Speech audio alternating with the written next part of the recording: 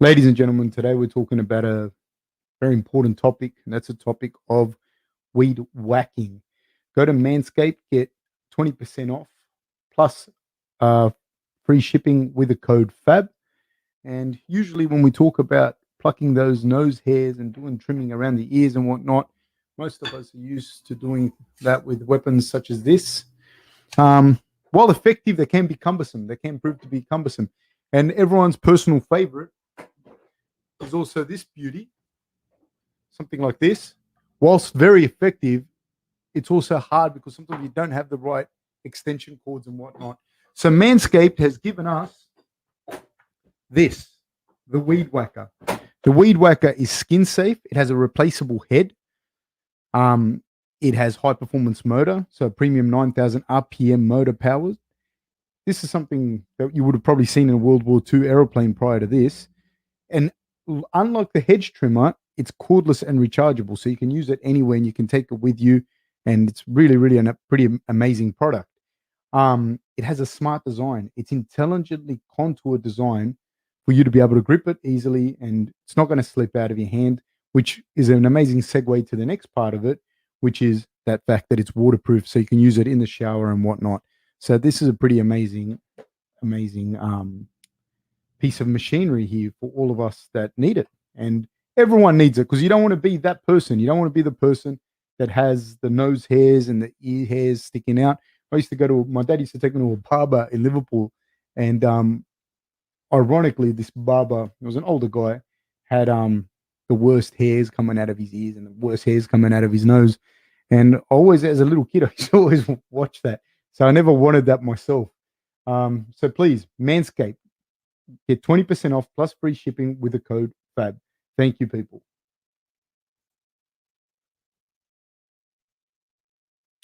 Hello, people. Welcome to another episode of Grange TV. We're here to discuss the fights on the weekend. They were fantastic fights. I really, really like the card. In no particular order, but Cooper Marion, yes, you are right. Usman does have a fantastic jab. More importantly, not only does he have a great jab, he was able to do it from both southpaw and orthodox position. The thing that impressed me the most about Usman in that particular fight was his ability to stay composed. I was really, really impressed, man. I was Hegemonium, thank you so much for using the code. Yeah, I was really impressed by his ability to do that. I did not I'm not super surprised that it ended like that, but I couldn't have picked it that it would end like that. I thought that Burns would come out super strong, that Burns would come out super explosive, that he'd be able to impose that. I knew that if it got further than that, Usman would be able to start putting on his game, which is what he does. He's a diesel engine the way that he fights. Having said that, though, I I was surprised that Usman could stay so composed because Burns was able to land such a massive amount of heat on him. And a couple of things that Usman did, and I thought was fantastic, was his ability to just stay composed. Um, his fight IQ was up there. He was able to, when he had Burns down, he was able to kind of hold Burns down, or not hold Burns down, but keep Burns on his back, kick the legs, recover from the shot that he took. He didn't get overzealous. He didn't sit in there and start throwing punches and go crazy in the clinch, but he did stay covered up. And one of the things that he did was stay in the pocket, but with his hands up. Conversely, when you see Usman got hurt, I mean, when you saw Burns get hurt, Burns kind of stepped out of the range, backed up into the cage, but he didn't circle away and he didn't have his hands up. He was kind of bit lost in there. I think he was hurt pretty bad in fairness. But that was a big difference in the composure of the two. And the other thing that was pretty crazy was um, his ability to land that front kick from Usman. I'm talking about. He was able to land that front kick quite well, the front snap kick, the teep kick, whatever you want to call it. But he landed it quite well, and he landed it at very, very important times. And that's very pertinent when you're fighting someone that is so powerful and so explosive, like a Gilbert Burns. You want to keep him, you want to do everything you can to take that gas tank away from him. Cooper Marion asks or says, beautiful timing on splitting Burns' timing on hooks with his jab from both stances, and that pull counter was sick. He was much better at angling, distancing, allowing for composure and defense. Cooper, I think you're right on the money there. I think absolutely, I think he was. And like one thing is people will criticize Burns, but people don't understand. Like he came out and he executed his game plan well. He came out fast and early to put it on Usman, and he did. And he actually did do that. He actually landed some big bombs on Usman, but he wasn't able to capitalize. He wasn't able to get him out of there, and it was always going to get worse for Burns if he couldn't get him out of there in the third and fourth. In the third and fourth, it was always going to get harder if he couldn't get him out earlier. So yeah, Hegemonian says, do you think it was extremely risky for Burns to cross counter Usman's jab as his plan? Usman's jab's reach from both stances is so long. I don't know that was his plan. You know what I mean? Because as you're saying, that was his plan. I don't know that his plan was to cross counter Usman's jab. I don't know that he that was what he planned to do. I think he came out to put the heat on Usman and kick his legs and be able to land some of those big power shots. I think that he felt that he could get in. That's the thing with training and sparring, though. It is very different. Like it's not just getting in and tagging someone. In a fight, you got to go the whole way. And Usman's, I think, composure is what really told the tale in this particular fight. It was his ability to stay in the fight once he was hurt. That was what I believe allowed him to start getting the jab off and getting the kicks off, because at the start, the speed disparity was huge. I thought Burns would be more explosive. I thought Burns would be quicker, but I didn't think Burns was that much quicker than Usman. And having said that, I knew Usman was methodical, but I didn't know he was that methodical. I knew he was composed, but I didn't know he was that composed. Laconic Lamore says, what do you think about Usman's physicality? Looked very strong in there. Usman's a very, very strong guy. That's obvious. You can look at his physique, you can tell he's a strong guy. And then you look at what he's done, his credentials in MMA, and he's a strong guy. And you look at his credentials in wrestling, and you know that he's a specimen just to have made it as far as he did. I think he trialed for the Olympics. He was a world team member for the University Games. He's an All-American, Division II All-American, NAIA finalist, I believe, or something like that. So you don't get there without a genetic pedigree, and he obviously has that. And the other thing that gives you is time on the mats. And what I believe that he brings, which a lot of the wrestlers, a lot of the good jiu-jitsu guys do, and those guys that have won lots of kickboxing fights or boxing fights, you know how to compete and you know how to turn it into a game that best suits you and how to play your cards the best that you have. And he does a fantastic job of playing his cards to the best of his ability. That's what I think of it. And his physicality helps him in there as well. But it wasn't just his physicality, because Burns is a super strong guy that, is a world champion in his own right and a bronze medalist at Abu Dhabi. So, yeah, he looked very strong, but Gilbert is super strong as well. I think what showed in there was the fight IQ and the composure, like how they both reacted to being hurt. Like I said a second ago, with Usman covering up, being in the pocket, smothering the shots, and Burns, when he got hurt, kind of stepping out, but not stepping out in a way, and allowed Usman to kind of cover him up a little bit. Cooper Marion, I bought the Trevor Whitman instructional, and Usman was doing a lot of the angling. He was showing to land jabs and stay completely off the tracks.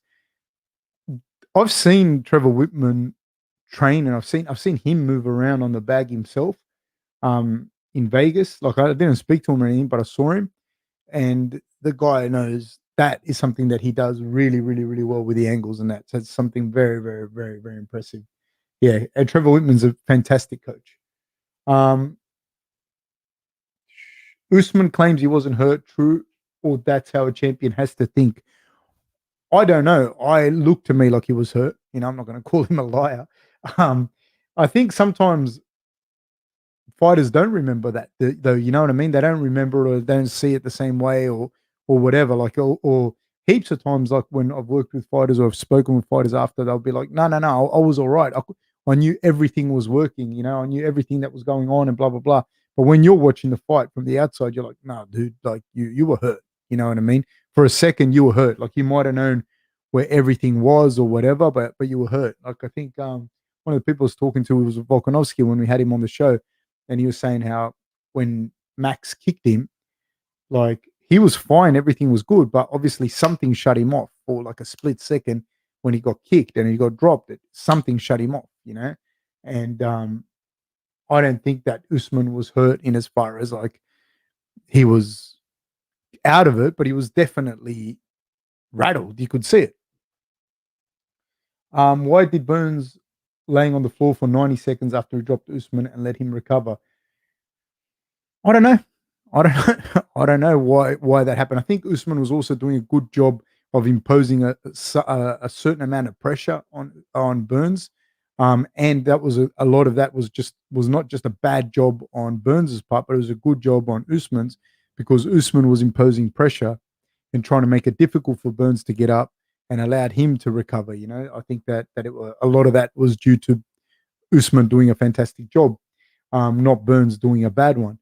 I think Burns, in a way, did the right thing because he waited for the right time to get up and he got up. But I do agree that he probably should have been a little bit more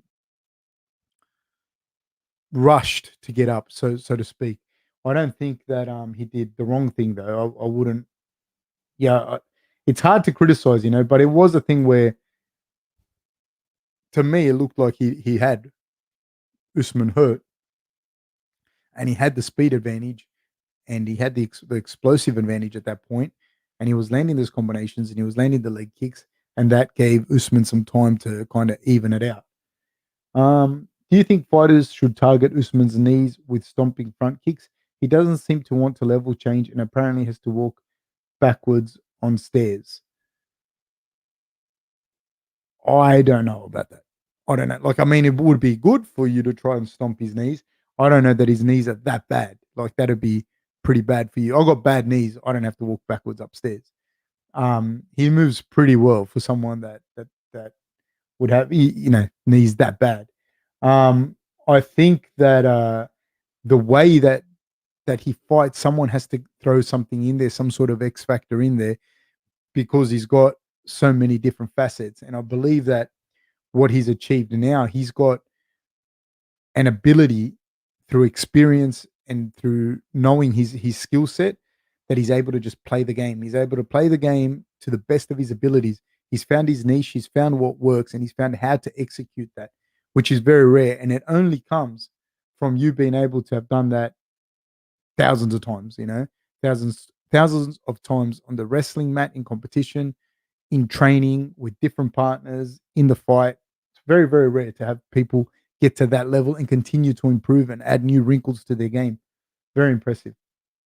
Um, Cooper Marion. Burns had him early. Usman still adjusted and safely picked him apart over time and used his timing to slowly add up damage. Burns had some great reads. Just Usman has upgraded some with Trevor. Yeah, look, I don't know how, like, I'm not taking anything away from Trevor, but I'm also not going to take away from Usman's old coaches as well. Um, but I will say that Usman just continues to learn. Whether or not he's learned more with Trevor or not, or who knows, the fact of the matter is he believes he has, and I said already I'm a huge fan of Trevor Whitman.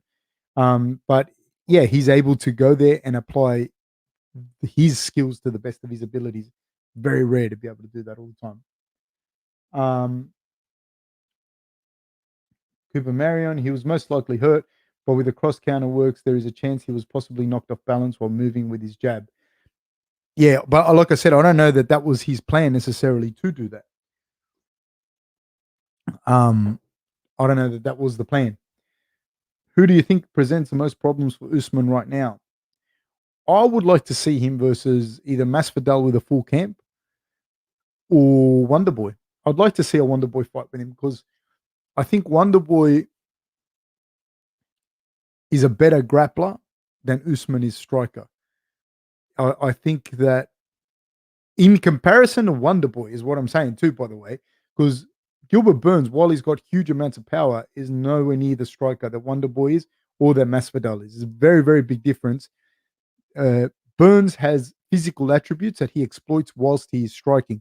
It's similar to a guy that's a good purple belt but is super physically gifted, and he's able to pull out of submissions and rip out of submissions and just powerhouse guy, and you can't submit him. But somewhere later in the fight, in the fourth or fifth round, when that strength and explosiveness is diminished, then a better grappler is going to start to be able to get the better positions and et cetera, et cetera. And Burns is kind of like that. He's very, very dangerous, very explosive. He's worked it out what he has to do to throw that, and he throws super heavy punches, super heavy kicks. But as the fight progresses against a guy that can start to ride that power out a little bit, you can see that he's not the level of a Wonderboy or a Masvidal or a Leon Edwards in striking. Having said that, if he hits anyone with a big right hand, he's going to hurt him. So I'd like to see Usman in there with Masvidal or with the Wonderboy, because I don't know, Wonderboy doesn't get taken down very easily, and he's got a large vocabulary of strikes, and I'd like to see that fight. I don't know if he gives. Really don't know that he gives Usman heaps of trouble, but that's a fight I'd like to see. I don't understand why Burns was lying on the floor for 90 seconds after he dropped Usman and let him recover in the first round. Yeah, I mean, I thought that, and I said that when I did the companion during the fight, but I think that's one of those things that is also hindsight, because we know that the fight progressed that way. I agree. I feel that he kind of should have stood up and jumped on him, but at the same time, it also showed a huge disparity in the fact that Usman knew not to go to the ground with Gilbert, and that accentuated that skill difference as well. So it made it very clear from Burns' perspective and to everyone else that Usman didn't want to engage on the ground with him. So tactically, might not have been a bad thing to do, except that we know the result. You know what I mean? Jim Jones says, "Do you think Wonderboy poses a legitimate threat to Usman?" They're all top fighters, so yes, I definitely think they all pose a legitimate threat, and Wonderboy will pose a legitimate threat to anyone with that level of striking that he has. Having said that, I don't know that he gets past Usman necessarily. I don't know that he does that, but it'd be a very, very difficult riddle for Usman to work out, and it's not going to be fun getting inside Wonderboy's range. Novus 22 says Burns might have been hoping Usman will come down into his guard. He might have been. Because that's like, he might have been, Excuse me, people. Yeah, he might have been hoping that they came down into his guard, and he definitely knows that he's got the advantage. I don't know, you know. Let's talk about Burns and that for a little bit more, and then Voden will talk about the Rodolfo Vieira fight for sure. I want to talk about all the fights. So let's get this Gilbert Burns fight out of the way, and Gilbert Burns and Usman fight, and then we'll talk about the other fights. I think Gilbert got caught up in finishing, and when he fell on the head kick, I think he expected Camaro to panic wrestle, and by the time he realized he was just recovering, it was too late. Cooper Marion, it could well be the case. It could well be the case. He might have thought that Camaro would try and hold him down. Absolutely. That's why I thought as well when somebody said there, maybe he thought Camaro was going to come down into his guard. Maybe he did. Maybe he thought that Camaro was going to go down there and grab him at some point to stop him from coming up, and he backs himself on the ground. So I don't necessarily think it was that bad of a tactical decision if you don't know the result. Now that we know the result, it's different. He might have thought Camaro was going to hold him down, and you know what? It might have been something Camaro might have had to do, but maybe Camaro wasn't as rocked as we thought he was rocked, which he said himself he wasn't. Joseph, Coach, let's get to the real issue, which is, where did you get that T-shirt? I need one ASAP. I've had this shirt for a while, mate. Thank you for noticing it. My wife bought it for me. Do you think Do you think Wonderboy poses a legitimate threat to Usman with how quick he is on his feet, which makes it hard to grab a hold of him to initiate wrestling or clinching exchanges? Absolutely. But more than that, with Wonderboy is his timing and his ability to punch and kick from the same chamber. So you can't see it coming. His kicks and his punches, he holds his hands low, so they're near his waist. So the punches and the kicks come from that same chamber, from the waist. You don't know what's coming. You don't know at what distance he's gonna strike you at, and his ability to time you coming in is second to none. Wonderboy is very, very good at that. Um, like, yeah, I think he's a legitimate threat. Yep, Wonderboy, best striker in the welterweight division with very good takedown defense and a fantastic chin. A fantastic chin. Will Camaro be able to Camaro Wonderboy? I don't know. I think the dexterity of Wonderboy and his ability to punch and kick off different angles makes it a hard fight. Very, very hard fight for him. And he can grapple, man. Edwards and Covington can beat Usman. Sports reactions. They can. Will they? Who knows? Covington did very well. Covington did well. A lot of good fights there. But he beat them, though. In fairness, he did beat them. He may not want to run them back. Doesn't have to run them back. Cooper Marion, I think Wonderboy with his distancing and grappling could do enough to keep Usman off him and comfortably counter him on the feet. Just depends if he can finish or keep up over 5. Yeah, absolutely. He can. Will he? We don't know. Burns wanted Usman to go to the ground. Yes, he did. Sport reactions. This is the thing. Usman, let me say this right, by the way. Usman is greater than the sum of all of his parts. By that, I mean, like, if you look at it on paper, Gilbert is more explosive. He's faster on the feet. I don't know if his striking is better. I don't think his striking is better. I think his striking is more explosive and faster, and in the first couple of rounds is dangerous, but that is what it is. Burns is definitely better on the ground, right? But Usman, he's able to put his skills together as a champion better than anyone in that division.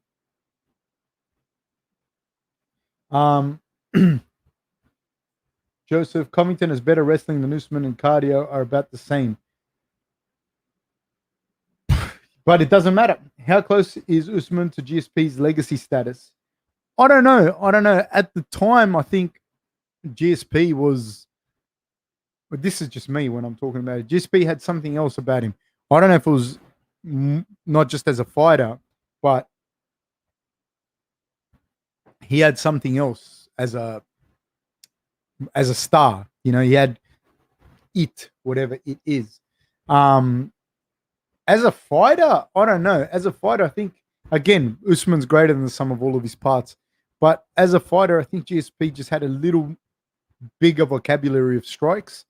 I think GSP is always going to be threatening you to do the takedown. I don't know if he'd get Usman to the ground or not, but GSP always had those things in the bag, and he also has that bladed karate stance that allows him to use this nice long jab and also be able to penetrate on those doubles. So prime GSP was a little different, I think. What would you rather, 5 Usman foot stomps or 1 calf kick from Barboza? I would rather cop the foot stomps. Usman is really savvy at creating the illusion of work when he's in a controlling position. There is a lot of work going on, though, because he creates a lot of pressure, like up against the cage when he holds people and punches them in the spleen. He does a fantastic job of doing that. Pettis knocked out Wonderboy. Yes, he did. I'm thinking Colby would be the man to beat him if there is a rematch. Colby gave him a really good fight.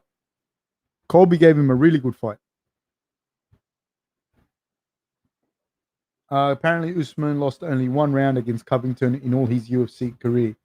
Yeah, and he lost the first with Burns, for sure. Greetings from -10 in Toronto, fam. Greetings, Sasank. I like how Usman is starting to finish fights now. Man, finishers come. They either come or they don't. It's not like they're in there not trying to finish. Like, don't believe that shit that you hear, Like, it's not like he tried any more or any less to finish Burns, Talking of a possible future challenge to Usman, what do you make of Hamzat's health issues? He looks in a bad way at the moment post-COVID. Look, I don't know enough about his health issues. I just wish him a speedy recovery, and I hope that he's well soon, because that's some pretty scary stuff to have a guy that that is that talented, that young, in the prime physical health, and to be suffering that much from COVID is scary. I think then what happens to Gen Pop people, what happens to the elderly, what happens to overweight people, some like they would surely die of anything even remotely close to what Hamzat got. Chili Miners, would Wonderboy be able to stay off the fence against Usman? He circles well when he flattens his stance and sidesteps with his hands down, though. But Usman just seems too good at getting there. He does, but I feel that Wonderboy's dexterity and Wonderboy's ability to change direction on the feet is very, very good. Wonderboy is very good at stepping to the left, creating the kinetic energy on that left foot, and coming back from southpaw with the lead left hand and doing back that back the other way. So angling off to the right, creating the kinetic energy on the ball of his right foot, and then coming back with a lead right hand. He's very, very good at corralling you, making you corral him into the cage, and then him getting off like that. He's very good at that. So I don't think that'll be a fun fight. Watching Usman next, Burns, makes you really see that Usman is huge for the division. Yeah, but Gilbert's shorter, you know what I mean? He's not small. Like Usman's kind of like a taller guy, big guy. He's not huge, but he doesn't carry a lot of body fat, man. That's when we've spoken, like I've spoken about Israel before, and people go, he's not that big. This is what he weighs. And it's like, not what he weighs, dude. It's how big he is. Israel and Usman are like muscle, skin, and bone, and that's it. There's no body fat. That's what makes them big and strong as well. Am I late again, Uncle Fab? Why don't I get these damn notifications? I don't know. Please like and subscribe if you haven't already. Hit the notification bell. I think GSP put the UFC on the mainstream, so I think Usman still has a long way to go to be compared. Yeah, but fight to fight, head to head, it'd be interesting. I'd watch that fight. Max El Kukui Holloway says Khabib versus Usman. Well, Khabib's retired, but the thing I see there at 170, we're talking about, obviously. I'm not saying Khabib can't beat him, and I'm not saying Khabib can't put that kind of game onto Usman to some degree. But Khabib loses a lot of the advantages that he has over 155ers. With 55ers, Khabib's a bigger guy. Generally, he's going to be the bigger guy. He struggled against Gleason when he wasn't the bigger guy. And Khabib won't have like the mechanical advantage against Usman that he enjoys in other fights. Won't be as long. He won't be as tall. He won't have the same levers. He won't be the bigger guy. So can he still do it? He's a highly skilled guy. Of course he can. But it's a different fight. It's a very, very different fight to what he's used to. Cooper Marion. The something else was a lot more title defenses. They're both probably the two best 170s ever. GSP had just been on top for so long. No, absolutely. Yeah, 100% I agree with you. And that is the thing. You're right. I like a 5-round domination. Yeah, if you get dominated for 5 rounds, you're pretty much done, buddy.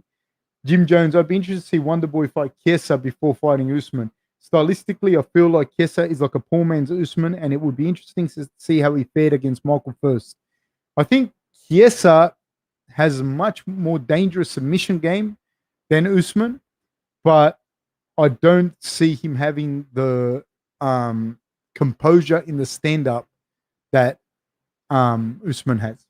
Who was it he called out? He called out someone. Emily Spencer says, I love your podcasts, Fab.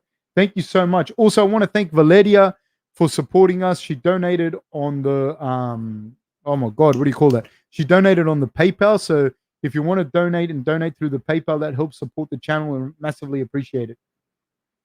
The UFC really needs a 165 division. Interesting. I think that in those lighter weights, there's probably room for 1 or 2 more weight divisions. I definitely think that.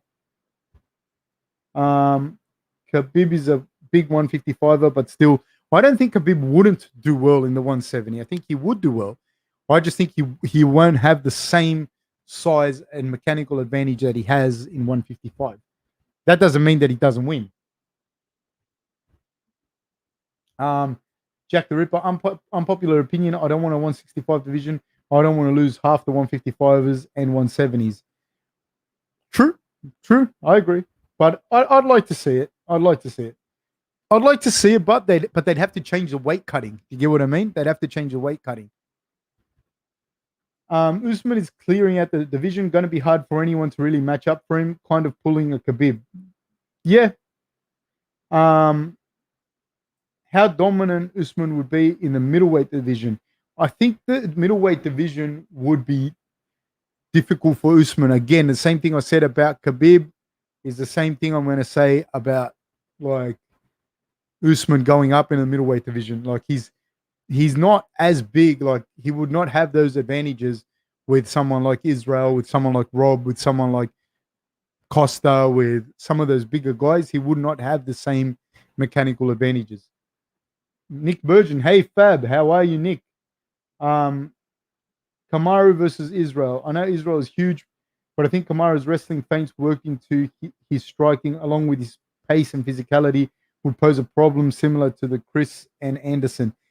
Israel's a lot bigger though, dude. Like a lot bigger.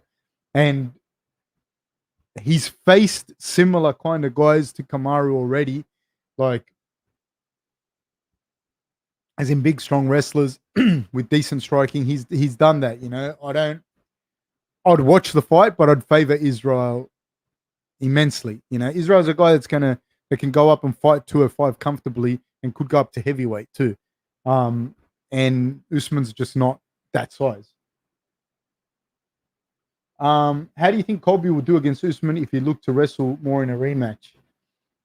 I don't know, because the problem there, the tactical problem with that is that Usman's a good wrestler as well, and he's so methodical, and he wants to fight long. Like he wants to fight long, and he wants to fight long into the fight too. So it's if you wrestle him and you can't get him down and hold him down, right, which is what they both like to do, then you're going to expend a lot of energy with those big double legs and all the big movements to get him down. You can't hold him down. It's going to affect you striking later in the fight. And Usman loves to fight the 5-rounders.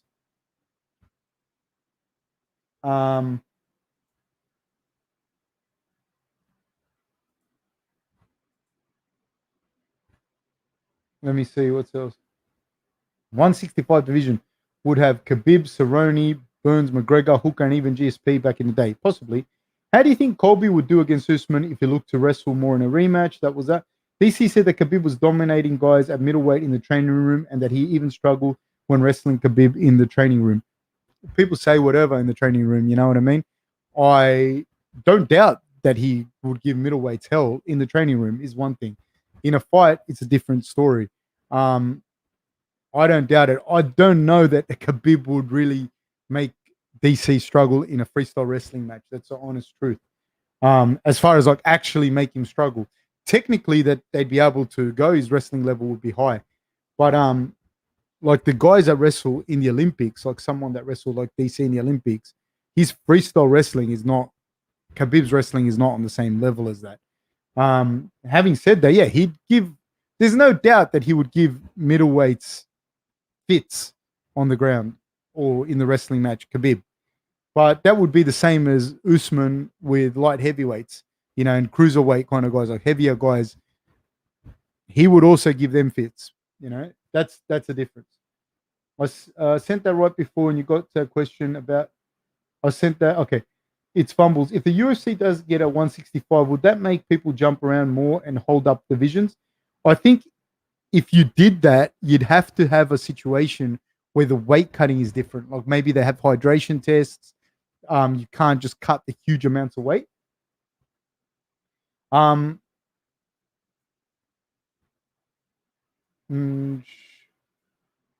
Thank you, Mitchell Robert.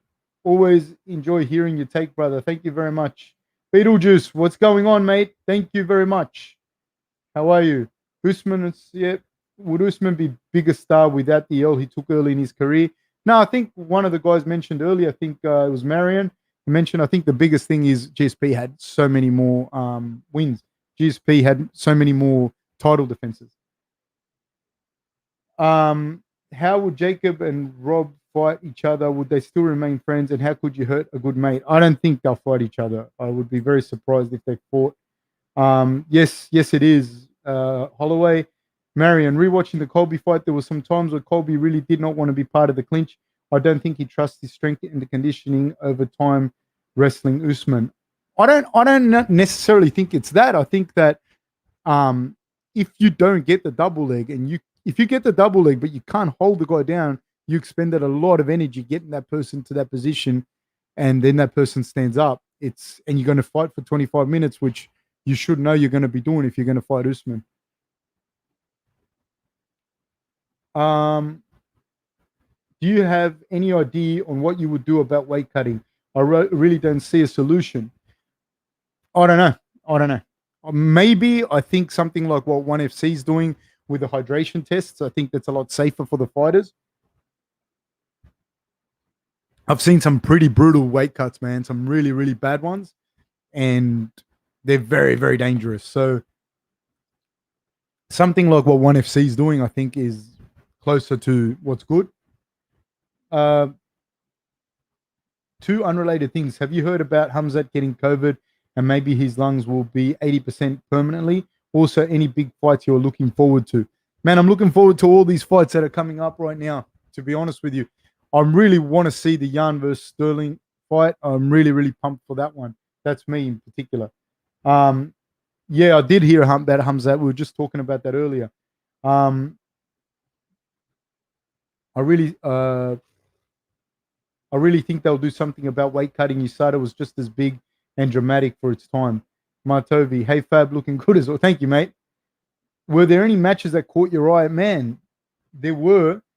Let's finish up with Usman one, and then we'll talk about. We'll go in order then. Um, I think that's more or less it. Let's go. I'll answer a couple of these questions, and then we'll talk about Hernandez versus Rodolfo Vieira.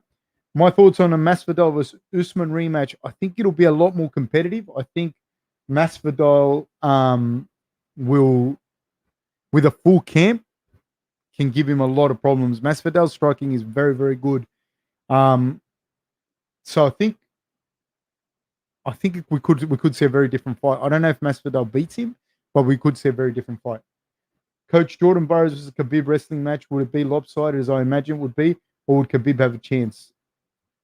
I mean, he's always got a chance, but Jordan Burroughs in a freestyle wrestling match, you saw what he did to Ben Askren. Ben Askren would beat Khabib in a freestyle wrestling match and beat him very comfortably.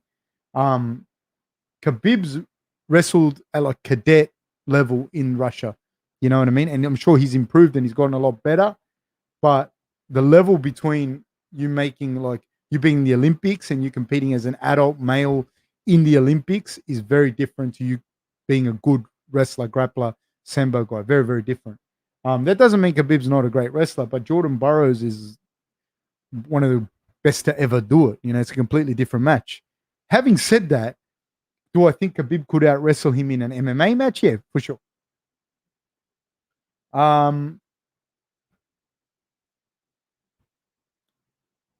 Let's see. How much of a danger do you think weight cutting is? Do you have advice for someone readying for their first cut, like a smaller practice cut? I think weight cutting is very dangerous. Basically, your brain's like this big and it sits in fluid. So it's when I say this big, it's like two fist sizes, and it sits inside fluid in your head. When you dehydrate, it takes fluid from everywhere in your body, and then that leaves your brain more susceptible to banging inside your skull and also to cutting and abrasions and bleeding and whatnot. So that part of it is very dangerous. Then the damage you're doing to your kidneys, the damage you're doing to the rest of your body, the more dehydrated you are, the greater susceptibility you have to other injuries because there's like to tendon injuries, to muscle tears because there's no fluid in you. So yeah, it's pretty dangerous, man. What would be my advice for someone readying for their first cut? I'm a firm believer in long-term planning and doing things right, dotting all my I's, crossing all my T's. So the first thing I'd say to someone is compete a lot in a sport like BJJ or something where you don't get hit in the head and you can compete every weekend, and you start to naturally understand what weight you best compete at. Then when you understand what weight you best compete at, have a go at going into like a wrestling comp where you've got some time to cut weight over a given period of time and try and get to the next thing that you can get comfortably to. That's without dehydrating too much. Then you're going to start to understand how you feel when you compete, when you not just dehydrate, but when you rehydrate. The other thing, the biggest advice I'd give you is, if you're going to be in a weight division sport, what you eat throughout life, like throughout normal day-to-day life, is more important than you trying to cut weight or whatever. The leaner you are, the easier it is to cut the weight, because all you're losing is the fluid that's in your muscles rather than trying to burn fat and the rest of it. So hopefully that helped. I think a 150 division would be amazing as well, because there's a lot of talent in 145 and 155. I am very excited for the Garni versus Rosenstruck. I'm high on Garni as a fighter. I agree on all of that. Okay, let's talk about the fight, the Vieira fight with Hernandez. If anyone can tell me what they thought of that, because somebody asked me earlier what I thought about that fight, and I thought Vieira would get him down. I thought Vieira would be able to hold him down, would pass his guard, and he'd be too much for him on the ground. I had a sound issue, so I could only do the last part of the fight, but I was still able to watch it. And how muscular Vieira is and how strong he is. I've actually seen him train, and he's very mechanical with his stand up. He's very like muscle bound with his stand up. When he took the guy down a couple of times, he had his way with him on the ground, but then he couldn't keep him there. That I started to think, nah, man. Then he on the feet, he's very, very inefficient, and so it starts to really wear on him. And the other guy started to pick on him and pick at him, land some shots, and it was pretty crazy, man. It was pretty crazy. That was my take on it. So yeah, that was my take on the whole thing. If anyone wants to add anything about it. What do I think about Usman's jab? I think Usman's jab is very good, man. He's able to do it from both southpaw and orthodox stance, so that's pretty impressive. I thought Macy looked at Altug says, I thought Macy looked atrocious on the feet. She kept jabbing the air 6 feet away from her opponent, and her only success was swinging and banging in the last round. What do you think? I see that a lot in the women's fights for some reason. The jabbing is from a real far away distance. I don't know exactly what that is. One of the things that, and I said this while I was watching the fight, one of the things that I saw was that Barbara had more success.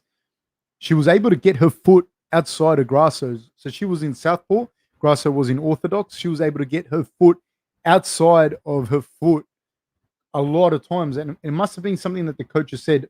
I can't hear it because I'm doing the commentary, because they must have told her this, because later towards the end of the fight, she was starting to get her foot outside, which is what you're meant to do, but she started throwing that left down the pipe. And then in the third, she was able to get much more success, and she fought her ass off in the third round. So I don't know if she looked atrocious, because she came out and she fought hard in that third round, but she would have been better if she had done that in the first and second for her sake. The decision of Hoof not to coach Burns while Usman had the full coaching of Trevor seemed questionable at best. The results looked like it. I don't know. I can't say. I don't. Man, what happens in the gym and what happens between fighters and coaches and teams and all of that, it's too complex to talk about. You don't know. You don't know. And it's not like Usman, it's not like Burns wouldn't have had access to really good coaches as well. He would have had other coaches as well.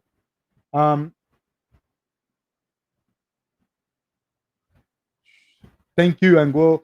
Macy was, don't know how to spell it, super loud at the end trying to get a finish, and it was really goofy. Do you think Vieira quit? I don't think he quit. I just think that he was gassed. I think he gave his all in those takedowns in the early fight, in the early rounds. He couldn't finish it, and he doesn't have the second phase, like the stand-up and the body type to do the right stand-up. I think he'd have to go away and learn striking properly. My opinion, like it's one of those things. Like if we have a striker come in, I'd say to him, and it's not popular. People aren't going to like it, but I'd say to him, man, you got to go and do 100 jiu-jitsu comps, and then we'll start to talk about it, to really understand the ground game.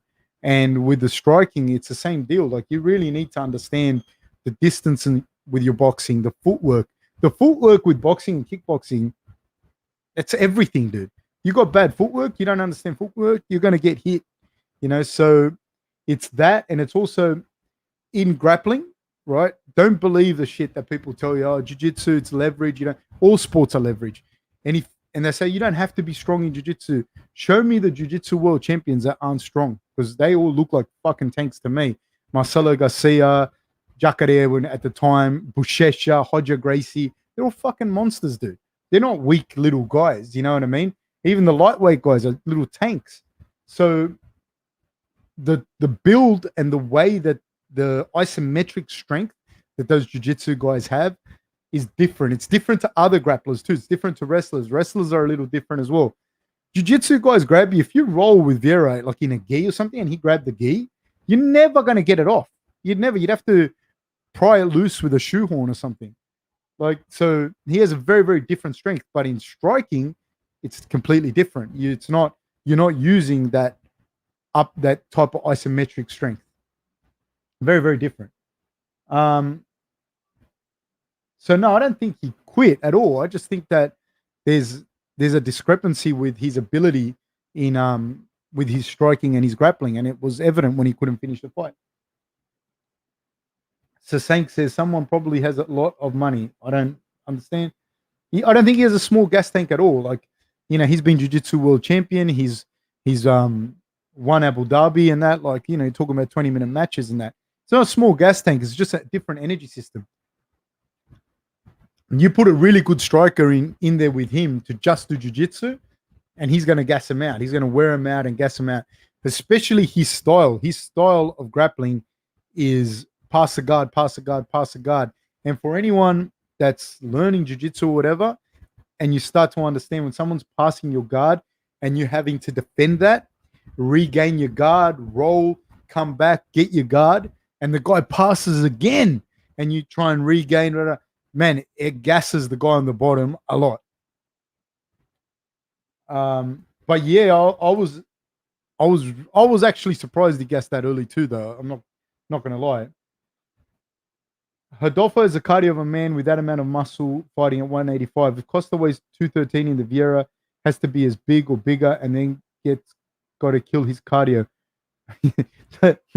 I'm trying to understand what you said, but the grammar was pretty bad, man. Yeah, but his energy systems are very different. That's the biggest thing, I think. Yeah, Vieira is like that. Me and my father were talking about the muscles of Vieira and amount of lactic acid that would be built in, amount of muscles that would affect overall fatigue. In particular, when he has to go back and strike, remember that his striking is not efficient. He could grapple all day, and those muscles aren't going to be a big problem because he knows how to grapple. But when you go from that grappling to striking, and he's not efficient, and you start to get hit, the other thing that fatigues the quickest is your neural system. So if someone's faking shots and you're trying to react and you're getting hit, your nose gets busted and you're getting shot, your neural system starts to shut down as well. Your neural system starts to shut down. You're completely out of your depth in the stand-up, and you're gassed, and you're gassed in this area, which makes you not be able to grapple, which was your greatest strength as well. So yeah, bad. It's the worst thing in the world. Like, people don't understand it. It says someone wrote, being rocked and tired has to suck. It's the worst thing in the world. The worst. Because, like, say, for example, if you haven't grappled for ages, if you're the guy that grapples, you haven't grappled for years, and then you go back to a jiu-jitsu gym, and this happened to me. I hadn't been grappling for years, and I went back to a grappling gym recently, and I couldn't, like, my mind was saying, do this, and my whole body was like, it didn't belong to me. I couldn't push people off. I couldn't do anything. I was so fatigued. It's the worst. Yeah, Hegemonia, I agree. Rodolfo needs more MMA seasoning, doesn't have the tactics to pace himself yet. Um, I believe that his style worked really well as he was coming up, but as you're starting to get better guys, yeah, it's not going to work like that.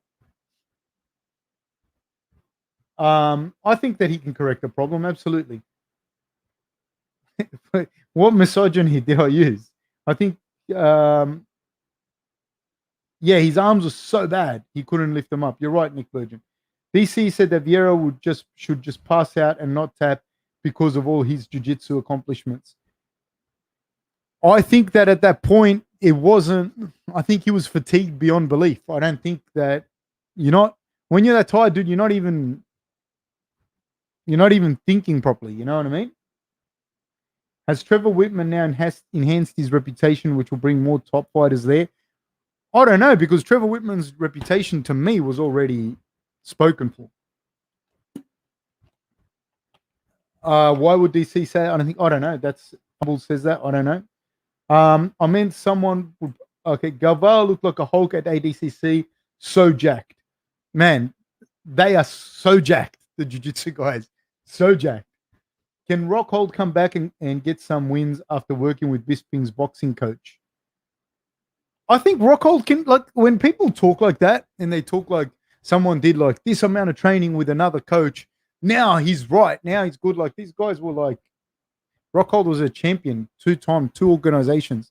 He could always do whatever. The question is, does he want to keep fighting? The question is, has the competition moved away from him a little bit? You know, he is getting a bit older in that. They're the bigger questions, not a new coach or something like that. He may need a new coach to change, and he is a fantastic coach, that coach. But yeah, like, it's not like Rockhold, that was the problem. Burns fought two good guys. He was so hyped. Now everyone is calling Usman the GOAT after going the distance with Masvidal and Woodley and almost losing to Burns. I don't know, man. I thought Burns did a fantastic job, and I think that Usman did a fantastic job of getting the win over such a good opponent. Okay. Costa weighed in 213 in the cage, and Vieira is close in size. Thank you, Cooper Marion.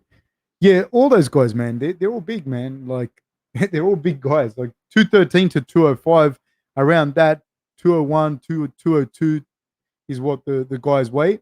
Generally the middleweights, good size middleweight. It's not just what you weigh, it's how you carry that weight. I think both those guys carry a little bit too much muscle. In the Matt Brown fight versus Wonderboy, the camera work zooms into Wonderboy's face in round 5, gassed due to bad weight cut and cut up on the ground. He looked like he was about to pass out. Yeah, I don't know. I don't know. When you train fighters, what was the last test to know they're ready for the fight cardio was? Just sparring, I guess. I'm asking, how did you measure their cardio? There were some tests that we had to base to, like, there were tests that you have just for baseline cardio to know that their baseline cardio is good. Generally the guys were, if I'm training people, they're generally fit year round. It's not something that like, we'd want to get guys into shape.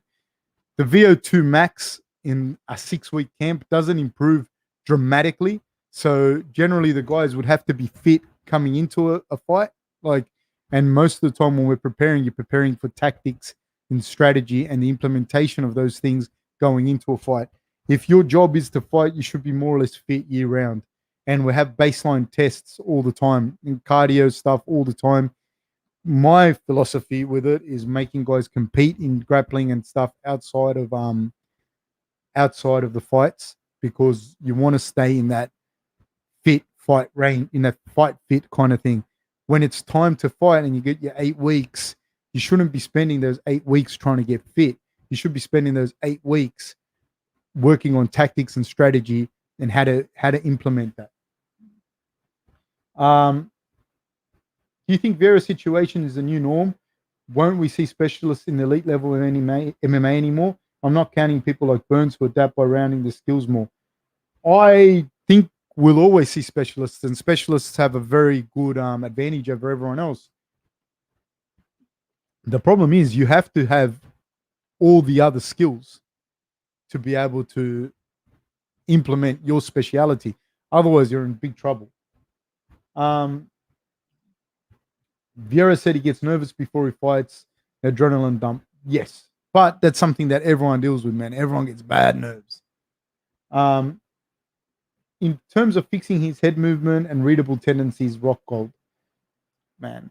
Honestly, I'm not going to sit here and criticize someone like Rockhold, who, man, is a fantastic fighter. There are things that he had, that this and that. The thing is, man, it gets harder and harder and harder as you reach the top. There's so much footage on you, and there's so much things that people are watching. It gets really difficult to keep reinventing yourself. Do I think Rockhold can come back skill wise? Yeah, 100%. Not to take anything away from Usman, but Burns has a problem with jabs. One fighter forget he got rocked from one, then against Dan Hooker did the same thing Usman did to Burns. I don't think that Burns' stand up is like phenomenal stand up. You know what I mean? I think his physicality in his stand up is what's scary. Yeah, I think the amount that Vieira cuts and puts back has to really hurt him in 185. He might have a better time moving to 205 and becoming a ball of muscle, cardio, and chokes. He's not a big guy, dude. He's not like a tall guy. 205 would be fucking difficult. I believe the training could probably change a little bit and see a lot more striking. I'd like to see that. I'd like to see him be more efficient with his strikes, and that in and of itself would change the way that his muscles work. Yeah, I think that the amount. Would I fly business class to fight Ireland? Would if has a fight to fight Costa there? No, why would I do that? I'll be commentating from here. How did you end up getting involved in the fight game? When and where did you start? Do you have any accomplishments or moments you're most proud of? Man, I've always been in the fight game since I was a little kid, like one way or another. And I've always coached and kind of competed a little bit in grappling, taekwondo stuff. I competed in different martial arts, but I wasn't like any world beater or anything. So I've always been in that game. Been with the national team for wrestling. We had some good results with that. I was coaching with the national team. Nothing amazing, no. But I was always involved in that. Rodolfo was 100 kilos in BJJ, so all in all, a monster cut to get to 185 in MMA. He wouldn't be cutting from 100 kilos, man. You know, and all those guys, like all those big middleweights, walk around 94 up, 94 up. You know, yes, GG, you are right about that. Do you think Burns is a questionable punch resistant? It seems like a bit of a vulnerability in this game, in my opinion.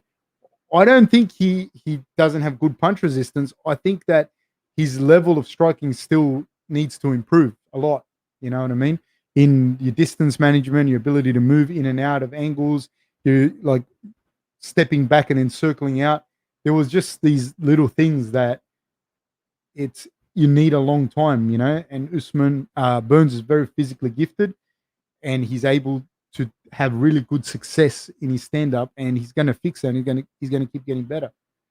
Um, Jack the Ripper. So grappling comp outside camp and keeping in shape year round must be grueling. I won't make you my coach. I'm too lazy. The fighter's life ain't for everyone. Yeah, you don't have to go in a competition every weekend, but you competing keeps you in shape, man. That's just the truth. You know what I mean? Guys like Gilbert Burns are very good at doing that. You don't have to go in a whole bunch of comps or whatever, but competing will keep you sharp, will keep you honest, will let you know where you're at in comparison to everyone else. And you don't get the same adrenaline, you don't get the same kind of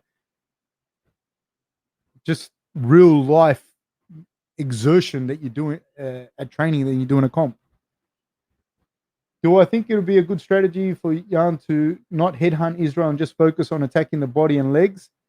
I don't know. I don't know, because I think if he headhunts Israel, it's going to be hard. Israel's a lot quicker, and Jan's not a particularly quick guy. So I think that that's going to be difficult. Attacking the legs, yeah, I mean, there has been people that had good success in attacking Israel's legs, in particular in kickboxing. Um, it's going to be interesting to see what happens there. is Adesanya the clear favorite versus Jan next month, in your opinion? I don't know that he's a clear favorite, but he's definitely the favorite, in my opinion. Jan's body work, his last fight was crazy. I think that Jan, that is what I think. I think he'll kick the legs, work the body, try and grapple, try and make it ugly, and he might be able to do it that way. Yeah, I haven't written off Jan by any stretch of the imagination. I think there's a difference between being physically fit and being game fit. I can't explain it. Now, being physically fit, like I'm reasonably fit as a person, but if I went and competed in a jiu-jitsu comp now, dude, I'd be gassed before I shook hands with the guy. I'd be gassed. Just the nerves, the adrenaline kills you, just kills you. You have to learn to grapple and you have to learn to be able to work in that competition. You know what I mean? I think someone like Vieira has great competition experience, but you need like like the hands and the movement with his boxing needs to work a lot on that, I think. Where my marble says, I like bananas. They are yellow. They most certainly are yellow, sir. And I'm glad that you said that. Thank you so much, guys. Guys, also, if you want to support us on the PayPal, because YouTube takes a massive fucking chunk out of that money. Jim Jones, off topic. Fab, how do you see Till faring up against Vettori? Seems like an interesting stylistic matchup to me. Man, I have to look at it a little bit further. It caught me off guard a little bit. Interesting fight. Normally, I would give Till the advantage. He's able to shift and kind of hop in and hit you with the left hand quite well. And I would feel that he's a little quicker, moves a little better than Vettori, and punches a little harder. But Vettori, man, Vettori's good too. That doesn't mean that I favor Till. I'd have to really have a good look at it. Rumble versus Romero. I'm scared for Romero in this one. I think Rumble's too big for him. Thoughts? They're going to fight at light heavyweight. I think it's going to be a little bit hard for Romero as well. I don't think Romero enjoys a lot of the physical advantages at light heavyweight that he does at middleweight. Vettori is extremely tough. Yes, he is. You did miss all the Wally Foon. You did miss all those questions, but please ask any more that you have. Fab, with your training, would you be confident in self-defense against a 6'3", 200-pound douchebag on the street? Like, you know what the thing is, man? I teach self-defense classes as well still. And like teach women's self-defense, teach self-defense for like beginners, and I teach I've always coached. So the thing is, for me, my opinion is like I don't know that you're a 200-pound, 6'3", 200-pound douchebag. I'm gonna assume that you're the baddest fucker on the planet, you know? And so I'm gonna defend myself like you are, you know? And I'm gonna try my best, and you might beat the fuck out of me, maybe you don't. I don't know. I think like to fight, I think it's kind of silly. Like there's probably a lot of exit points before you need to fight with someone. Like for me personally, if you put it on me, like you say something that I don't like, I'm just gonna be like, all right, dude, whatever, it's all good. I'll see you later. I'm not gonna fight you over that. It's completely different. And I don't care if you think I'm scared of you. I really don't care. That's really different though to you hitting me. If you hit me, then I have to defend myself. And then I don't know. Like, you know what I mean? Like, so yeah, from a self-defense perspective, it's kind of what I when I'm teaching that's what I always say. Like there's a million exit points before you get into a fight, you know, even environmentally. And then like if someone kicks it off with you, I'm assuming that you're not a douchebag, that you actually can fight. If you can't, then there's a shit for you. Vettori has an absolute, yeah, I believe it. I think he can beat Till. I think he can beat Till if that's a question. Yeah, he can beat Till. Do I think he'll beat Till? I don't know. Hey Fab, I was just curious with what your involvement with Volk is. I still feel like his potential is yet to be seen yet. Would you say his strength is his well-roundedness? My involvement with Volkanovski is very little, like very tiny. Like I just helped out for about 6 weeks with their training. Like I'm not one of his coaches or anything. I just helped out a little bit with his training. I think his greatest attribute is his IQ, his fight IQ. He's obviously got the physicality to be able to do it. Like, it doesn't help you if you got a good fight IQ and you haven't got the physicality to see it through. But definitely his fight IQ is very, very, very, very smart for fighting. Very smart. Wouldn't get him to do my taxes or anything, but very smart for fighting.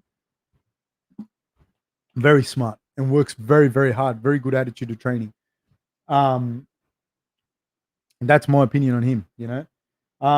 Hey Fab, sorry to go a little off topic, but I remember saying during the podcast you do food reviews, etc. You're still looking to pursue that path, or are you going to keep that to Insta? No, I want to do a Patreon, and I'm going to have stuff on the Patreon regarding all of that. Hey Fab, missed a lot of the stream, so you may have to mention this, but could you discuss Rob's middleweight and what discussion was like? And you're welcome to share anything else on weight cut changes. Rob in particular, he's moved. Man, he was like a young guy growing. You know, he was at welterweight, and the weight cut to welterweight was just fucking retarded. It was just stupid. And he's a massive guy. He's a big guy. So it wasn't really a huge decision. Like, he could not make welterweight again. Yeah. Romero, Rob, and Costa didn't try more to take Izzy down, knowing that he's one of the best strikers in the game. There's not much experience on the ground. It's not that easy to take. Like, these guys Israel can wrestle. You know what I mean? And Israel's very good at his distance management and his ability to frame. It's not that easy to take someone down. You know, these people don't get this. Like, it surprises me that people ask that like that much when you're watching like guys like Romero and Rob in particular that can wrestle, or you see Brunson. It's hard to take Israel down. Israel has got very good takedown defense. He's got great ability to frame. He's no joke, dude. He's not. It's not like, oh, I could just take him down. I just noticed Fab has cauliflower ears. Have you ever KO'd someone, or do you have any funny bar fight stories? I've never been in a bar fight in my life. I don't get into fights, man. I fucking, outside of like a couple of fights in maybe high school or something, I barely get into fights ever. Yeah. What's the hardest thing in teaching, Fab? I find myself, when I teach something, I think it's simple and the guy doesn't understand it, he drains me mentally. Does that make sense? Yeah, it does. But for me, I think it's easy because I was never really that good at stuff. So I've always had to learn it. And the other thing is, I just try and enjoy it, and I try and make the objective to be somewhat enjoyable, not necessarily just to learn that, and just you have to learn this today. That I don't put that kind of pressure on myself or the other person. Guys, let's talk also about the Gastelum fight, Ian Heinisch and Gastelum fight. That's another one that I'm really, really interested in. Thoughts, or any of the other fights as well. 100% Fab. The single biggest thing I've learned from kickboxing is that you should avoid fighting at any cost. Man, honestly, if you're around people that can fight, last thing you fucking want to do is pick a fight with someone, because there's people walking around out there that you'll never ever pick. I used to box back in the day with these brothers. Really, I didn't box with them. They had a gym and they were really, really good boxers. Skinny Hussein. Anyone from Sydney will kind of know him. Billy Hussein. And Skinny, now, you'll never pick him ever in your life. Like, he does not look like he was one of the best boxers in the world. And he's not a big guy. And that guy will hit you so hard in the face and you'll wake up shitting into a bag for the next 6 months. Like, you'll never pick him, man. This guy's pro boxers that are walking around, or ex-pro boxers that are walking around, and they'll hit you. And the thing that people don't get when they talk about like which martial arts is best for something, you don't understand. Like, a good boxer is so game and so confident in their hands that in the moment that you're starting the blah blah blah, they walk right up to you and crack you, you know, and that's it. That's a game. That's a wrap. It's over. There's no second shots. You're not going to do an inverted fucking berimbolo. You're not doing any of that. You're in La La Land. And when they say 90% of fights finish on the ground, they do. 100% of fights will finish on the ground, but it could finish on the ground with you like this, you know. So don't start fights, man, please. What are the chances Volk versus Max 3 would happen? I imagine it'd be quite high. It'd only have to be now Alex wins this next fight. It'll probably be him and Max. Blades versus Lewis. Rob's got a strange body type where he looks shorter on TV than he actually is. I don't know, man. I don't agree. But you know what the thing is, Jim Jones, is that people hear, like you hear it on the, people hear through the UFC propaganda machine is like, Rob is a small middleweight. This happened in the camp. He's training there. Or this person's doing this. Romero's huge. Da da da. And people believe it. You know what I mean? If they said like these two fighters have beef, by the end of it, the two fighters will have beef. You know, there was a thing with like a doco with Andy Irons and Kelly Slater, and the media had hyped it up so much that they believed that there was beef between them. Blades versus Lewis, thoughts, man. I wanted to do a fight companion, but I got to go get my wrestling accreditation this weekend. I got to renew it. Blades versus Lewis, thoughts. I got to go with Blades. Gun to my head.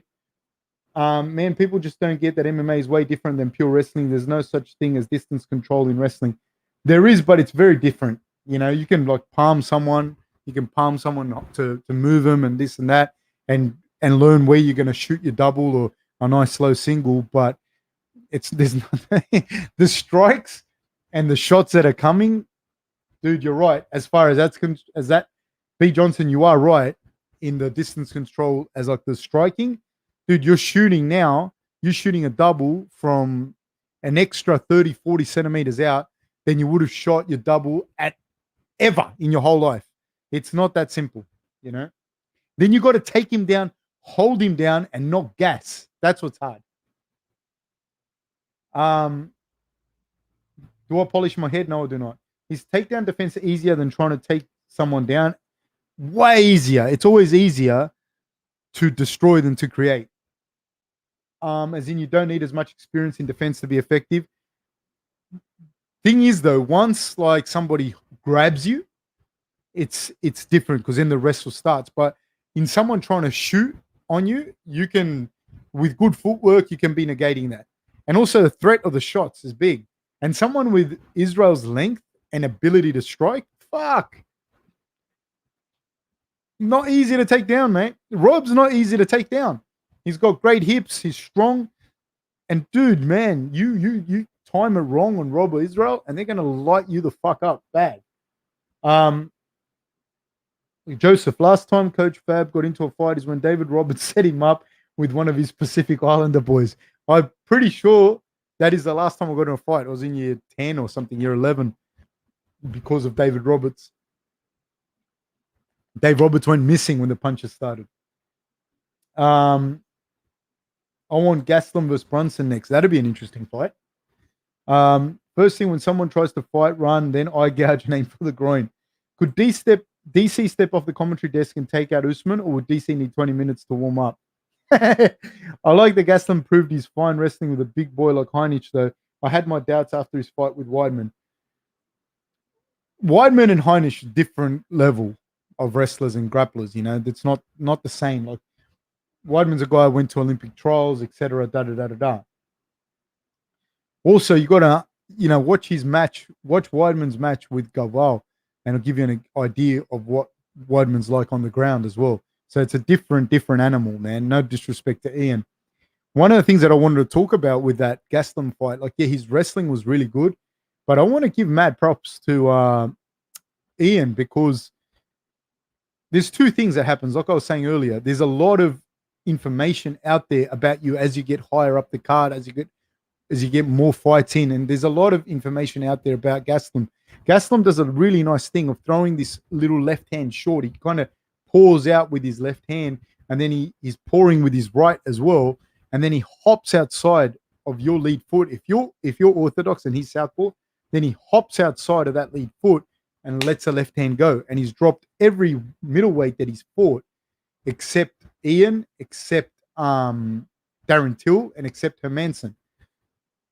And he lets that hand go, and he does it so well. And in the Heinrich fight, he's doing the same thing. And I was watching thinking, man, he's going to land this left hand. as I was talking about it, as I was saying it, but Ian was smart enough to stay there for a second and then slide out so that he couldn't come in and do it. So it was why I say this is because there's so much information out there on Gastelum. People starting to get it and to kick that lead leg, which was something that we'd worked on when Rob was going to fight him. But then Gastelum was able to come back and do the right things to knock, to be able to adjust. So I was super impressed with both of them. I really liked that fight. And then Gastelum was able to mix that up. Great to see Gastelum get a win. He's still young, but 4 losses in a row would be rough. It's rough, especially when you're fighting such good guys. He fought only good guys in those losses. And when he lost to Israel, which was a fantastic fight. Then he lost to Till in a very, very close fight where Till eked out a decision kind of thing. It was close, man. And then the Hermansson fight, he was right in it. And this is the thing. Hermansson does that. The way he sets up that heel hook with that overhook. So he's got an overhook and he elevates you. Then he goes to the other leg and that's how he goes for that heel hook. Not a lot of people do that. Not a lot of people have seen that. And he caught Gastelum out with it. But when he fought Vettori didn't get caught out because Gastelum had been caught out. Vettori did a fantastic job of shutting that down, keeping his knees together and cross-facing Hermansson so Hermansson couldn't get under him. I kind of think Rob is a perfect size for middleweight. Yeah, he's a great size for middleweight, man. Yeah, I'm sorry, man. There's no fight companion this weekend. I wish there was. I honestly wish there was, but I got to go get my reaccreditation. I guess what I mean is that he's got a squat body type where his limbs aren't very long, and it makes him seem shorter to me versus someone like Till who looks longer, but he's about the same height. Yeah, no. And the torso sizes, like, and Till, the way Till walks with like very broad shoulders, like he walks with his chest out kind of thing. He carries himself like he's a very tall guy, but he's not that much taller than Rob, if at all. And Rob's, if anything, I think Rob's bigger. How do I feel about the Paulo Costa fight? I think Rob ices him. I honestly do. I think Rob's way too quick, has way bigger vocabulary strikes, much more dexterity in his punches and kicks. I think Rob's a much better grappler as well than Costa. Having said that, again, I say to you, like, can he still get caught by Costa? Yes, he can. Of course he can. Costa's a big guy that hits super hard, but I don't think he will. I think Rob will kick the shit out of his legs and jab him to death and blitz him. That's what I think will happen. If Costa catches him, it'll be catches Rob on the exit with a left hook or catches Rob coming in with an uppercut or something like that. But Rob's smart, fast, and strong and can fight. So I don't see Paulo beating him. With all respect to Paulo. I actually like Paulo. He doesn't seem like a bad guy, but no, I don't think so.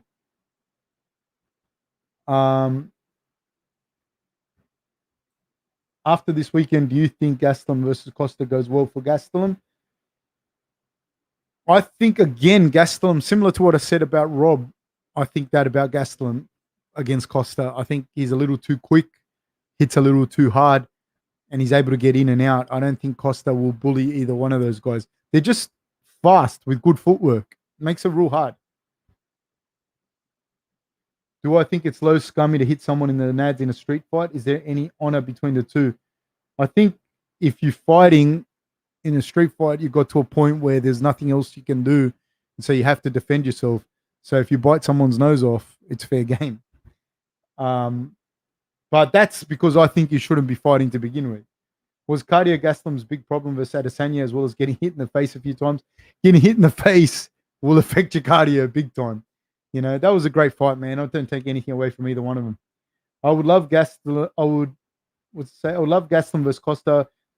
I think Gastelum would probably stop him as well. No, I don't work with Rob anymore, John. I don't work with Rob. What do you think about Rosenstruck versus Cyrillic Gane? I don't know, because Rosenstruck's a good striker, but so is Gane. But Gane's got, I believe, better ground game. So let's see what happens in that fight. I'm fucking pumped for that fight. How do you think Ngannou versus Miocic 2 will go? Man, again, that's another pick of me. I don't know. Miocic has got so much skill and he's got so much ability. I think that Ngannou has really only one way to win, which is to knock him out, or really, really hurt him in the stand-up. That doesn't mean that you've got more ways to win. You're going to win. It just means that Ngannou really has to get that game off as well. And Miocic knows it. Miocic knows it. And I think Miocic has the skill set to be able to mitigate that. Personally, I think that, yeah, Gastelum, a fight with Gastelum versus the winner of Brunson Holland, that would be a very interesting fight. Wally Foon could be. I don't know who Rob's fighting next. I think it's Costa. I don't know. Fab, do you think Costa was too tentative against Izzy and stood off too much, which isn't his natural game, or normally very aggressive on the front foot, or did Izzy make him that way? I think that Izzy made him that way. I don't think that, like, people shit on the fighters when they lose, and they don't understand, like, it's not easy, man. It's not a game in there, you know what I mean? And someone like Izzy is very, very, very good, and he's very long, and he hurt Costa early with those leg kicks, and I don't think Costa was able to adjust in time. Calf kicks are a bitch of a thing to check, because if you don't check them properly, it still busts up your tibialis anterior. It all depends on Stipe's chin. If it holds up, he wins. If not, we'll have a new champ. If Ngannou lands flush on the chin, he'll kill him. I'm going for Miocic. I like Miocic. Stipe beats Francis. Francis is going to bring out all the wrestling. Yeah, I don't think Francis will be that easy to take down anymore. Miocic is clearly the better fighter, but Ngannou's stupid power makes the rematch really close. Absolutely. I agree with that. Calf kicks don't hurt the kicker if you land it flush. If you land it kind of shin on the shin thing, it'll hurt. But if you kick someone's calf with your shin, it won't hurt you. It'll just hurt them bad. Yeah, man, he's got super stupid power, does Ngannou. I don't know, man. I don't know that Jones beats Francis. There you go. I don't know that's what happens. But I don't know, guys. Like I think that was a crazy night of fights as well. Before I go, I just want to ask you about the Marquez fight. What you guys think about that fight? So Maki Pitolo versus Julian Marquez, and who you think Marquez should fight next? It's a weird thing in this business. Somebody wrote that. Where did I read that? It's a weird thing in this business. You're only as good as your last fight. Recency bias is a powerful force. Yeah, it is. It's insane. Like, people act like the guy can't fight or whatever. Like, dude, the guy can fight. You know, like, it's got nothing to do with it. And sometimes you have bad days, man. Sometimes you have bad days against really, really good guys, and that's all it is. You have a bad day at the office, and that's it. Hey Fab, have you seen much of Espinelli at heavyweight? Do you think he's a decent heavyweight prospect? I do. I like him. I think he's got good punching power. He's got good fight IQ. It just depends, man, as he steps up higher up in the weight divisions, higher up in the rankings, how he does against those top guys. You know, that's when you see a big disparity. Like, again, not to shit on Vieira, I'm a huge Rodolfo Vieira fan, but you saw at a certain level, he looked really, really good. As he starts stepping up, you start to think, could Rodolfo Vieira that we saw the other night, could he beat Gastelum? And my answer would be a resounding no, unless things went really bad for Gastelum in that fight. Can Rodolfo Vieira improve? Yes, he needs to work a lot on his striking and a lot on different things, you know. But yes, and that's why I don't know until I start to see him in the higher ranks. But yeah, he has good potential. Hey Fab, do you enjoy the experience of being involved in a UFC corner? Is it something you want to do again? Right now, my life's in a very different point to that. Like, it's a very different thing. What I'm not thinking right now. I've got a young family, and I really want to spend time with my family. I really want to spend, like, I'm in a different point in my life right now. You know what I mean? Maybe in a couple of years, maybe, yeah. Did I enjoy it? Like, I don't know if you enjoy it, like super fun. It wasn't fun, but yeah, it was a great time at that point. Yeah. It's so stupid how Masvidal's in talks for the title rematch, but Robert Whittaker needs to win 3 fights. Yeah, I don't know. I can't speak about that. I think how the divisions worked is also against Rob in that regard. Do you think the game will adapt to the calf kick with tighter stances like Max did after his first Volk fight? It all depends who you fight. Not all people are calf kickers. I think I saw that Connor has the same management as the Glory champ Rico. Despite the size difference, would Connor favor his chances? I'm not exactly sure what you mean.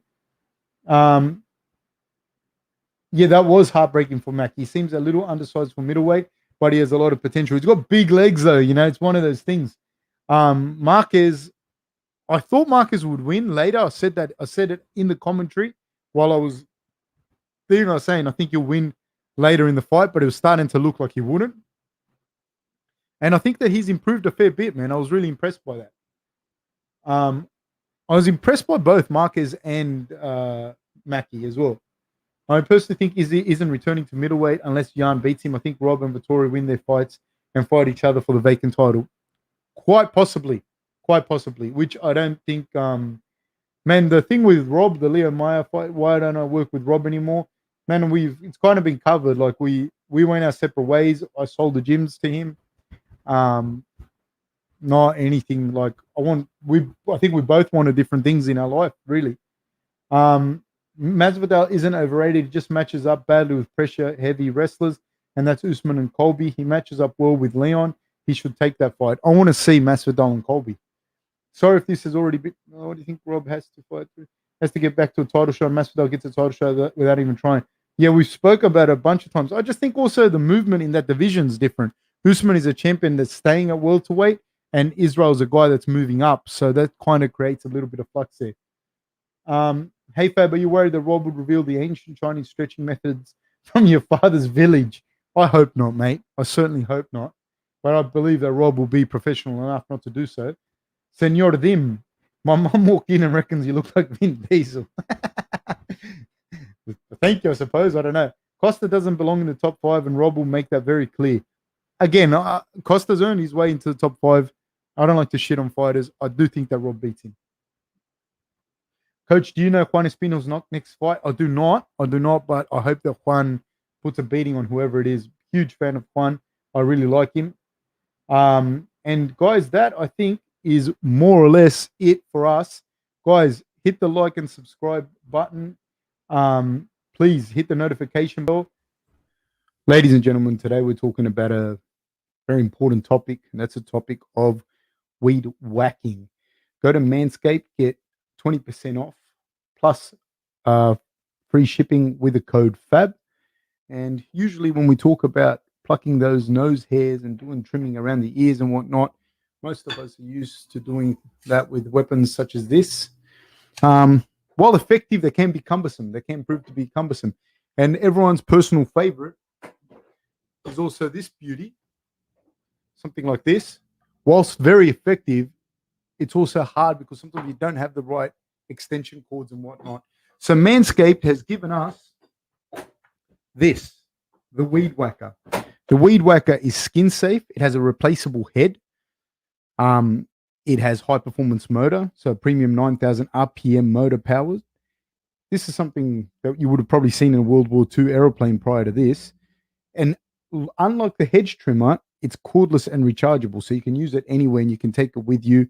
And it's really, really a pretty amazing product.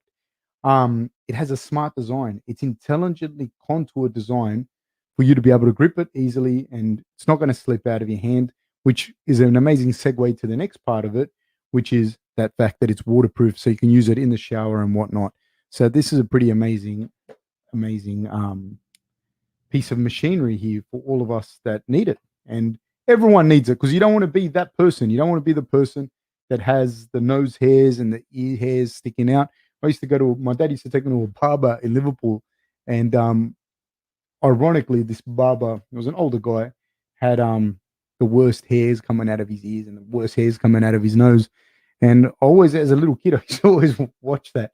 So I never wanted that myself. So please, Manscaped, get 20% off plus free shipping with the code FAB. Thank you, people. Thank you very much, guys. Thanks for everything. Hey, thanks for watching. I really appreciate it.